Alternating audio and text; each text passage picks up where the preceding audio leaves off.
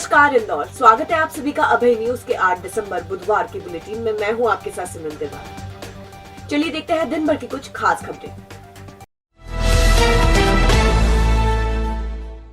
बुधवार को एक दुखद खबर आई है जिसमें सीडीएस विपिन रावत, उनकी पत्नी मधुलिका रावत और भारतीय सेना के 11 जवानों की तमिलनाडु के कन्नूर में हेलीकॉप्टर क्रैश होने पर निधन हो गया। अभय न्यूज परिवार भारत के इन सच्चे सपूत और योद्धाओं को विनम्र श्रद्धांजलि अर्पित करता है। देवी अहिल्या विश्वविद्यालय में बुधवार दोपहर जमकर हंगामा बरपा। छात्र नेताओं के साथ विद्यार्थी नारेबाजी करते हुए कुलपति कक्ष तक पहुंच गए और अधिकारियों का घेराव किया। हालांकि कुलपति रेणु जैन फिलहाल छुट्टी पर है। ऐसे में विद्यार्थियों ने अपनी बात विश्वविद्यालय के रेक्टर अशोक शर्मा से कही। छात्रों की मांग है कि ऑनलाइन पद्धति से परीक्षाएं कराई जाए। मामले में एनएसयूआई के विकास नंदवाना ने कहा कि एक विश्वविद्यालय के लिए ऑनलाइन परीक्षा लेने का आदेश दिया गया है, शेष के लिए ऑफलाइन आदेश चल रहे हैं। उन्होंने इसके लिए मुख्यमंत्री शिवराज सिंह चौहान और शिक्षा मंत्री को जिम्मेदार बताया। उन्होंने कहा, सभी विद्यार्थियों से एक तरह का बर्ताव किया जाना चाहिए। प्रदर्शन के दौरान विद्यार्थियों ने कुलपति मुर्दाबाद के नारे भी लगाए।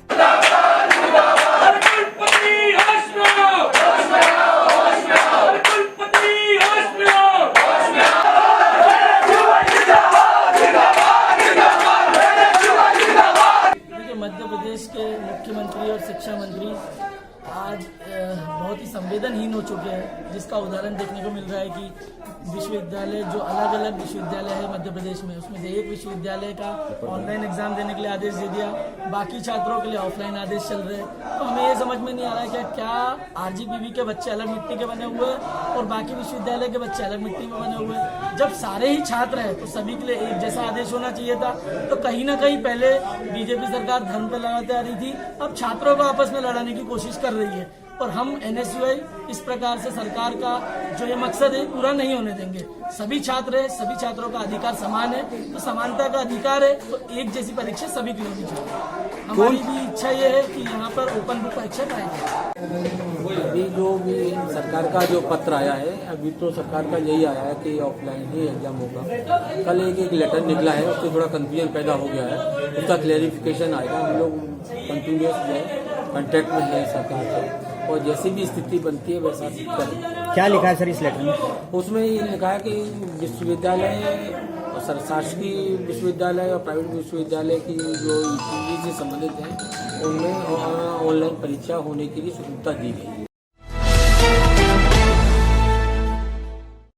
4 फर्जी एडवाइजरी कंपनी बनाकर लोगों को निवेश का झांसा देकर ठगी करने वाले 3 आरोपियों को पुलिस ने गिरफ्तार किया है। 20 करोड़ के लेन देन की जानकारी इनसे मिली है। तिलकनगर थाना प्रभारी मंजू यादव ने बताया कि कैपिटल प्राइड एडवाइजरी संस्था की आड़ में कई कंपनियां संचालित हो रही थी। इन कंपनियों के कर्मचारी शेयर बाजार में निवेश कराने के नाम पर देश और विदेश के लोगों को झांसा देकर ठगी कर रहे थे। ये शेयर बाजार में छोटी रकम लगाने का झांसा देते थे। रकम छोटी होने से लोग शिकायत भी नहीं करते थे। पुलिस ने बिहार के रहने वाले अजय, अमित और शुभम को गिरफ्तार किया है। अजय और अमित इंदौर में रहकर ठगी की वारदात कर रहे थे। पुलिस आरोपियों को रिमांड पर लेकर पूछताछ कर रही है। इसमें कुछ और खुलासा होने की उम्मीद है। जो एडवाइजरी का मामला है उसमें आरोपियों का पुनः 2 दिन का रिमांड हमें मिला है और उसमें आगे की जो पूछताछ है वो एक तो उनका जो सर्टिफिकेट है आईएएस जो प्रमाण पत्र उनका बना हुआ है उसके बारे में हमें जानकारी प्राप्त करना है। इसके अलावा अन्य और जो आवेदक हैं उनके बारे में भी जानकारी प्राप्त करना है। इनके अन्य जो और ऑफिसेस हैं उनके बारे में जानकारी प्राप्त करना है कि उनमें कौन कौन और लोग काम करते थे, कितने लोग हैं। इसके अलावा एक और आवेदक था जो शाहवस्तु अहमदाबाद का, उसको भी बुलाया गया था। उनके कथन के आधार पर इसके आगे जो एक शुभम नाम का व्यक्ति जो इनका कर्मचारी था उसकी भी आज गिरफ्तारी की गई है और इसमें शुभम से भी आगे की पूछताछ है और कर्मचारियों के जो मोबाइल्स वगैरह हैं जो इन्होंने कंपनी की तरफ से प्रदाय किए थे उनकी जब्ती और जो ऑफिसेस में जो कंप्यूटर्स वगैरह हैं और उनमें जो जानकारियां हैं वो इनसे आगे की और पूछताछ की जाएगी। कैपिटल प्राइड ये रजिस्टर्ड है और इसी की आड़ में बाकी की चला रहे हैं। एजुकेशन और कंस्ट्रक्शन से जुड़े भोपाल के सेज ग्रुप के इंदौर और भोपाल के ऑफिस और उससे जुड़े स्थानों पर इनकम टैक्स का छापा पड़ा है। बुधवार सुबह आयकर विभाग की टीमें ग्रुप के ऑफिस और घर पहुंची और दस्तावेजों की जांच शुरू की। ग्रुप का ऑफिस MP नगर में है। यहाँ 4 गाड़ियों में आयकर विभाग के अधिकारी और कर्मचारी पहुँचे। मुख्य गेट पर पुलिसकर्मी तैनात है। सुबह 10 बजे के बाद जब कर्मचारी आने लगे तो उनकी ID देखी गई। कई कर्मचारियों को अंदर नहीं जाने दिया गया। मामला आय से अधिक संपत्ति का है। हालांकि कार्रवाई को लेकर कुछ भी सामने नहीं आया है। इधर अरेरा कॉलोनी स्थित ग्रुप के घर पर दस्तावेजों की जांच जारी है। अभी कार्रवाई चल रही है। ओमेक्स सिटी के फेज 2 में स्थित 3 घरों में चोरी की वारदात हो गई है। तीनों घर सूने थे और चोरों ने इसका फायदा उठाया। मांगलिया पुलिस के मुताबिक IT इंजीनियर शुभम जायसवाल मुंबई गए हुए थे। इस बीच घर के ताले तोड़कर अंदर घुसे चोर 2 लाख रुपए और 5 तोला सोने के जेवर ले गए। चोरी की जानकारी मिलने पर रिश्तेदार मनोज वर्मा पहुंचे और रिपोर्ट दर्ज करवाई। शुभम के घर से थोड़ी ही दूर पर रहने वाले रिटायर्ड कर्नल संजीव शर्मा पत्नी के साथ भोपाल गए हुए थे। इस दौरान बदमाश अलमारी में रखे जेवरात और नकदी ले गए। कर्नल के घर के पीछे रहने वाले जसराज के यहाँ भी चोरों ने वारदात को अंजाम दिया और फरार हो गए। पीड़ितों का कहना है कि कॉलोनी में CCTV कैमरे नहीं लगे हुए हैं, इसलिए बदमाशों का पता नहीं चल पा रहा है। FSL टीम और डॉग ने पूरी कॉलोनी का मुआयना किया। डॉग खेत तक जाकर वापस आ गया। परिवार के लोगों ने चौकीदारों पर भी आरोप लगाया है। फिलहाल पुलिस ने प्रकरण दर्ज किया है। जांच की जा रही है। मैं भोपाल में था और सवेरे मुझे फ़ोन आया यहाँ से कि आपका घर का दरवाज़ा तोड़ के कुछ लोग अंदर घुसे हैं और फिर मेरे को घर के अंदर की फ़ोटोग्राफ्स वगैरह भेजी गई। तो उनसे मुझे पता लगा कि पूरा उथल पुथल कर दिया है घर के अंदर। तो फिर मैंने अपने पड़ोसी हैं एक आकाशदीप शर्मा जी, उनको रिक्वेस्ट किया वो पुलिस में FIR के लिए। तो वो शिप्रा थाने से आए इंस्पेक्टर्स, उन्होंने जांच करी। CCTV कैमरा मेरा लगा हुआ है लेकिन वो भी तोड़ के गए हैं वो लोग। तो अब ये जांच हो जाए, फिंगरप्रिंट हो जाए तो उसके बाद मैं उसको खुद चालू करके देखूं। आप क्या करते हैं सर? मैं रिटायर। हाँ, आज रात की घटना है। ओमेक्स 2 जो अपनी कॉलोनी आउटर बाईपास से लगी हुई, जो सोना मकान थे तीनों, उसमें ताले टूटे हैं और एक मिस्टर कर्नल साहब हैं शर्मा सर, उनके यहाँ ताला टूटा है। अभी क्या चीज़ें चोरी हुई है उन्होंने बताया, मैं देख के चेक करके बताऊंगा। उसके बाद दूसरे पड़ोस में जायसवाल जी हैं, वो भी पिछले 8 दिन से बाहर हैं, उनके यहाँ चोरी हुई है। और एक 511 है, विला नंबर 511, उसमें ताला टूटा। अभी क्या चीज़ें गई हैं वो उन्होंने फ़ोन पे चर्चा की, बोले हम आगे चेक करके बताएंगे। हाँ, ये इनके रिश्तेदार आए हैं तो बता रहे हैं कि केस रखा था, तो उस पर अपन जैसा भी वो आते हैं, मालिक आते हैं, उनसे बात करके उसमें। और कैमरे जो यहाँ का मैनेजमेंट है, इन लोगों ने बताया है कि कैमरे काफ़ी दिनों से बंद है, CCTV कैमरे। तो हमने भी चेक किए, भी कैमरे तो बंद है, लेकिन जो भी कैमरा इनके अपने मकान के चालू, उसके आधार पर आगे कार्रवाई की जाएगी।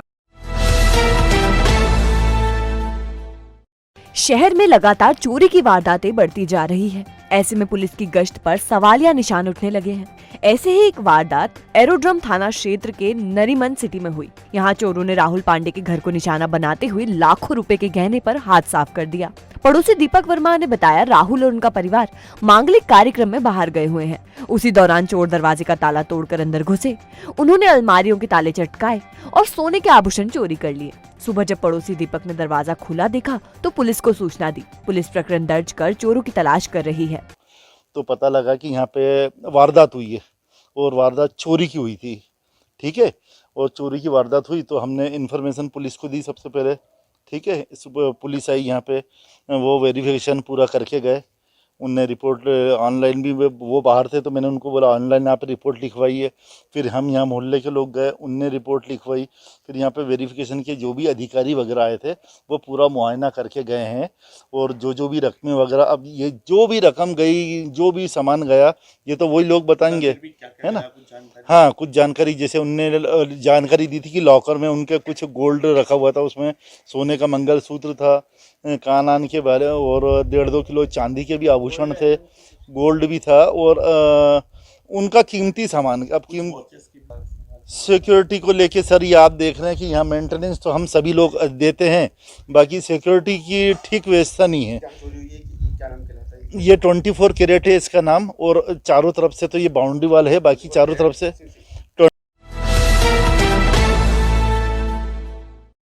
शादी के महज 7 माह बाद नव दंपति ने आपसी विवाद के चलते जहर खा लिया, जिसमें दोनों की मौत हो गई। घटना मंगलवार देर रात की है। पुलिस को सुसाइड नोट भी मिला है। दरअसल लसुड़िया थाना क्षेत्र के सिंगापुर टाउनशिप में बैंक कर्मी सूर्य प्रकाश गुप्ता और पत्नी अंजलि गुप्ता रहते थे। 22 अप्रैल को ही दोनों की शादी हुई थी।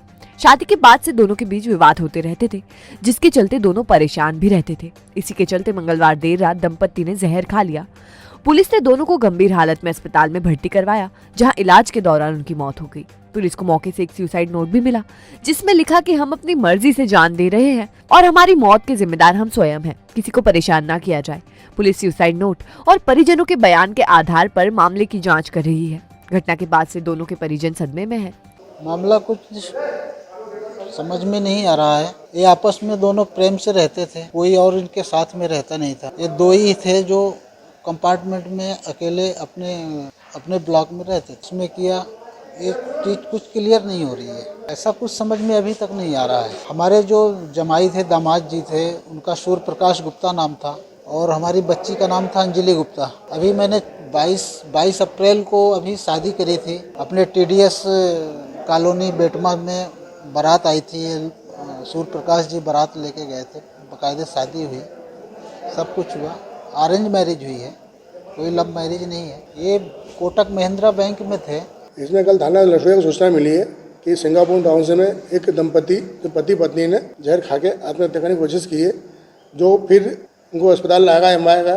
तो MI में उस लड़के की मृत्यु उसी रास्ते में ही, और बाद में कुछ समय बाद उसकी इलाज के दौरान उसकी पत्नी के भी सुसाइड में लिखा है कि हम अपनी मर्जी से मर रहे हैं, वो हमारी मौत के जवाबदार हम स्वयं खुद ही है। क्या काम करते थे ये लड़का शायद बैंक में सर्विस करता है, लड़की गृहिणी है।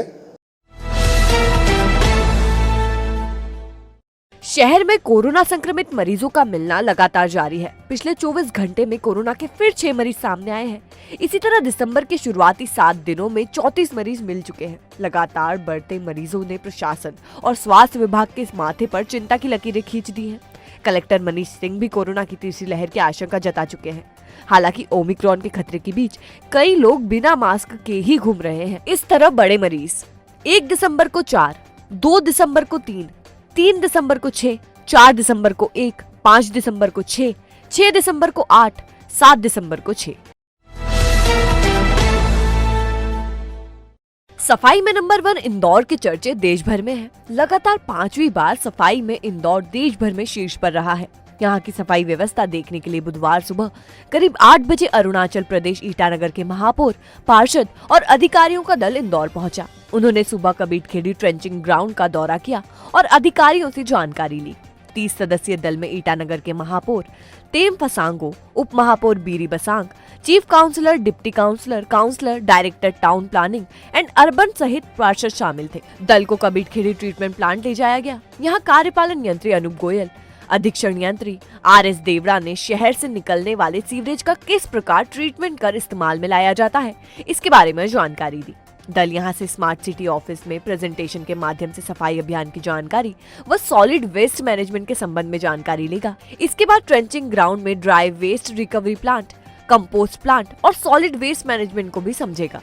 इसके बाद दल ने स्मार्ट सिटी ऑफिस में प्रेजेंटेशन के माध्यम से सफाई अभियान की जानकारी व सॉलिड वेस्ट मैनेजमेंट के संबंध में जानकारी ली। साथ ही ट्रेंचिंग ग्राउंड में dry waste recovery plant, compost plant और सॉलिड वेस्ट मैनेजमेंट को भी समझा। देखिए, वैसे तो ये जो म्यूनिसिपल कॉरपोरेशन में सच्चाई में बोले तो हम अभी नया हुआ है। We are only 8 months old. पहले म्यूनिसिपल थे और यहाँ सिस्टम बहुत अभी शुरू हुआ। सबसे पहले तो वो एक चैलेंजेस है। दूसरा, हम इसको आपका पैटर्न में आपका सिस्टम को अभी यहाँ सीखेंगे, थोड़ी देर के बाद PP में देखेंगे और शायद हम लोग कर पाएगा, वो क्षमता रखता है हमारा प्रदेश भी। इसलिए will make our best to catch up. 6 दिन की मशक्कत के बाद जिस तेंदुए को पकड़ा गया, उसे लेकर अब कई तरह की उलझन पैदा हो गई है, या यूं कहें कि वो मिलकर भी नहीं मिला है। जिस तेंदुए को पकड़ा वो नर है और नेपानगर से मादा तेंदुए को लाया गया था। अब नर और मादा ने कमला नेहरू प्राणी संग्रहालय प्रबंधन और वन विभाग की उलझन बढ़ा दी है। बुधवार को शहर में फिर से तेंदुआ दिखाई दिया। उसकी मूवमेंट देव गुराड़िया क्षेत्र स्थित क्रीसेंट वाटर पार्क के पास दिखी। बताया जा रहा है कि तेंदुए ने एक मवेशी का भी शिकार किया है, जिसके बाद देव गुराड़िया क्षेत्र के लोग दहशत में हैं। तेंदुआ दिखने के बाद ये साफ हो चला है कि ये नेपानगर से लाई गई मादा तेंदुआ हो सकती है। वन विभाग और जू प्रबंधन उसकी सर्चिंग कर रहा है। इधर जू प्रभारी डॉक्टर उत्तम यादव का कहना है कि जिस नर तेंदुए को पकड़ा गया है उसे पैरालिसिस है, उसका पिछला हिस्सा मूव नहीं हो रहा है। ऐसे में वो भागकर इतनी दूर कैसे जा सकता है? देखिए, यहाँ पर जो हमने उसको ऑब्जर्व किया और करने के बाद पता चला कि वो मेल तेंदुआ है, नर तेंदुआ है।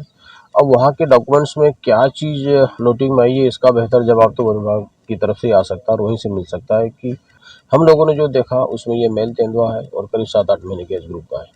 निश्चित रूप से इस तरह का जो लेपर्ड है, जिसमें इस तरह का मूवमेंट और इस तरह का पार्शियल पैरालिसिस होने के बाद इतनी दूर कैसे जा रहा है, ये भी थोड़ा सा संदेह का सब्जेक्ट है कि इतनी दूर कैसे जा सकता है। हम लोग इस पर भी काम कर रहे हैं और पर्टिकुलर स्पॉट पर ही जाना वो भी थोड़ा सा कई चीज़ों को सवाल खड़े कर रहा है। तो हम लोग देख रहे हैं, उस पर भी काम कर रहे हैं कि ये कैसे संभव हो सका है। मीडिया को तनखा ने बताया कि पंचायत चुनाव और सोशल मीडिया को लेकर 2 मामले थे। इन्हें लेकर कोर्ट आए थे। पंचायत चुनाव में इंदौर का मैटर भी शामिल है। कोर्ट में मामले की सुनवाई जबलपुर कोर्ट में करने का आवेदन दिया गया है। दूसरा मामला सोशल मीडिया का था। इस मामले में 6 सप्ताह का समय कोर्ट ने दिया है। कोर्ट ने प्रारंभिक आपत्तियों की जानकारी मांगी है। देखिए, 2 मैटर्स थे। एक पंचायत का मैटर था, जिसको फिर मैंने कोर्ट को रिक्वेस्ट कर दी है कि कल, क्योंकि पूरे टैग मैटर्स के साथ जबलपुर में सुनवाई होनी है, तो मैंने कहा आप इंदौर के मैटर को नेक्स्ट वीक रख दीजिए, तो जिससे कि जो आदेश जबलपुर में होगा वो सबके लिए बंधक होगा।